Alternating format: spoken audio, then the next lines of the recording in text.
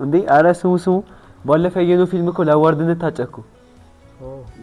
ታዲያ ተዋናዩ እንደዛ ደሞንማ መሸለም አለበት እኮ በትክክል ይሄው የሁሉም ሐሳብ ይመስለኛል። በጣም አቅሙን የጨረሰበት ስራ ነው። በጣም ለፍቷል። ግን ደግሞ የደራሲና ዳይሬክተሩም ስራ መዘንጋት አለበት ትላላችሁ? አይ እሱማ የለበትም። ግን እንደዚህ ላይን ማራኪና ውብ አድርጎ እንዲሰራ ያደረገው አንዱ ተዋናይ ነው ብዬ አስባለሁ። ሊሆን ይችላል። ነገር ግን የተዋናዩም አቅም እንዲወጣ እንዲሁም ጥሩ ስራ እንዲሰራ ያደረጉት እኮ ከጀርባ ናቸው።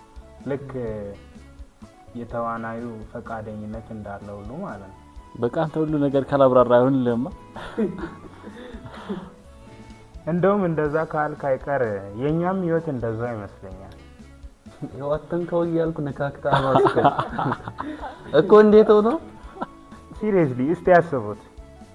እግዚአብሔር ሁሉን ነገር ይሁን ብሎ ፈጥሮ እኛን ውብና ድንቅ አድርጎ አበጃጅቶ ሰርቶን እንዲሁም በመናልፍበት የህይወት ጎዳና እርሱ አቅምና ብርታት ሆኖ አሳልፎናል እዚህ ድረስ እና በእኛ ህይወት ታዲያ እርሱ ከኛ ይልቅ ሊከብር ሊልቅ እንደሚገባ ታስ ኦኬ ገባኝ።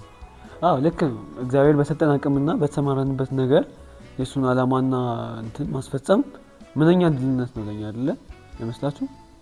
ታዲያ የኛ ስራ ፍቃዳችንን ለእግዚአብሔር ሰጥተን በህልውና ውስጥ ሆኖ እርሱ መፈለግ ነው። ሌላው የመንፈስ ቅዱስ ስራ ነው። አዎ እግዚአብሔር ለሚፈልጉትም ቅርብ አይደል? ይሄን ስል ግን ተዋናዩ ጎበዝ ነው የሚለውን ሐሳቤን አይሽራውም። እሺ